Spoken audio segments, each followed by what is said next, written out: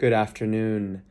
My name is Armen and I want to thank all the educators in Korea as well as around the world, and specifically Felix Jae Yang for his invitation. So, who am I? I am a teacher from New York. I've been working in teaching high school students predominantly, but I've also worked internationally, having had the opportunity to work in Mauritius, Martinique, and presently I'm actually recording this from a hotel in Tashkent in Uzbekistan. And today I'll be sharing some insights and experiences in regards to language teaching and learning and how to engage students. So I'll start off with the first example of the two types of people that exist in this world. The first type of person is they bring happiness, right? When they arrive, they bring happiness. And the second type of person, when they leave, they bring happiness. So you can do a self-reflection and ask yourself, which one would you like to be? It's kind of a joke, but in the same way, I consider it a really anecdotal example of what kind of a teacher do you want to be. If you can respond in the chat box, or you can just share it for a moment, what values, what feelings, what adjectives do you want to have be what your students remember you by? So for me, I know that I want to be inspiring and be inspired. I want to be excited and also motivated. And I also want to feel that I am co-creating. So what that means in my teaching is that I have my lesson plan. I know what I want to teach, but I also respond to my students' needs so that when I'm teaching, if something is not working, I can respond flexibly to their needs. So I'll just share a couple of insights from this past teaching experience I've been doing. Most of my experience has been in high schools, but I've done some work with teacher training. And what I enjoyed most recently here where I'm teaching in Uzbekistan is keeping my teachers engaged. And it could be students. And I'm going to share a couple of techniques that you can use that are very simple, that are very important. So the first one, I'll just start us off with, warm-up activities to kind of pre-teach whatever we're going to teach about. And I think it's important that those activities build connections between people and also whatever the topic is that you're teaching.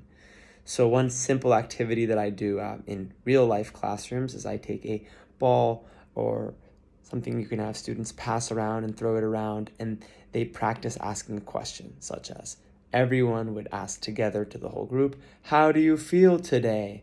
And then I may call someone's name, and then that person would answer, right? And then the ball would be thrown to that person. So it's a warm-up example, but it could be any question. But getting people to connect with their voices together is very important in our warm-up activities. Another activity that relates to keeping people's energy levels up in our teaching are called brain breaks.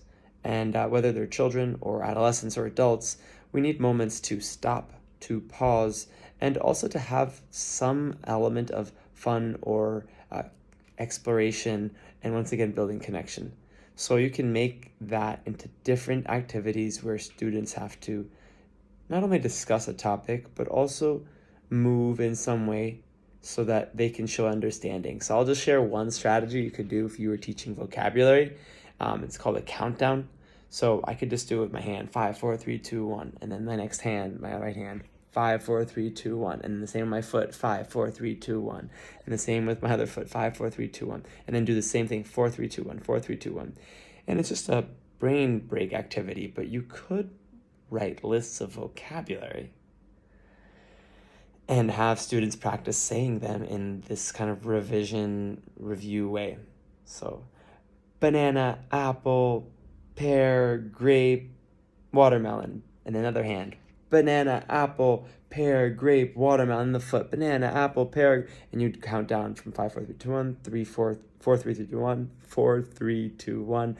And then each of the hands and each of the feet, and then 3, 2, 1, 3, 2, 1, and then the same 2, 1, 2, 1, 2, 1, 2, 1, and then 1, 1, 1, 1. And it's just a way to get people moving. and to get their bodies and their minds connected. So in regards to language learning and language teaching, I think that as teachers, we're often overly ambitious and wanting to do a lot. And when we fall short, when we find it's difficult, we somehow aren't able to teach as much as we wanted, or the students don't learn as much as we wanted. It's not their fault. It's just a time, or it's not our fault, but it is a time for us to look and ask, what did I do and what did not work? Because I think we're always looking for what is the best practice, but it's easy to also do the practices in our teaching that are most comfortable, but that may not be what the needs of the students are. So what I've been doing in my classes is I just check my students' temperature, meaning how excited are they, how tired are they, and based on their emotions and based on how I physically see their eyes, their body language, I try to adjust the way I teach to them. And I think that this is really important, whether it's a digital class or a live class, because our mental wealth, our mental health, our mental and emotional well-being are very connected to our physical well-being, which will allow us to learn better. And if we're not doing that in our classes and really paying attention, not just checking for understanding by asking students, how do you feel, but maybe asking students a question such as, after you give instructions, you say, please discuss with your partners or your pair or your group or your table what our instructions will be. And doing this kind of activity may seem simple, but it's important for teachers to constantly hear back what students understood. And whether they do it in English, Korean, or Uzbek, or any language of their choice, or English, it's important for us to constantly remember that we are mirrors for our students and they are mirrors for us, meaning what we say, we want to have them reflect it back, and what they say, we should reflect it back to them. If it's incorrect grammar or a word not used correctly, one feedback for checking, well, after you check for comprehension and giving error correction, is just say it, but without making them necessarily realize that they made a mistake. But the even better strategy for error correction is to possibly do a short mini lesson. So this could literally be 1 or 2 or 3 minutes. It doesn't have to stop your whole lesson, but I can give an example. Recently, I was teaching my students the phrase "I'm off to," and plus like they have to say the name of a location. So they had to do that in a group. So we did this choral question: "Where are you off to?" Meaning everyone asked the question to the class, and then one person, we'd have that ball thrown to that person, and they'd say, "I'm off to the movies." And then we'd ask the question chorally again, meaning together the whole class asked, "Where are you off to?" And I was teaching them how to use "I'm off to." And that's an example where I saw they didn't know how to use it, so I gave them an opportunity to practice it. And this was a good opportunity for error correction that was live through speaking. So I hope that these short and simple insights can make your class a little more alive. I look forward to connecting with you. And if you would like to follow me on Instagram or Facebook to see my teaching techniques that I use here in Uzbekistan, that I've used also in New York, and in Mauritius and Madagascar, I'll ask Felix to share it with you.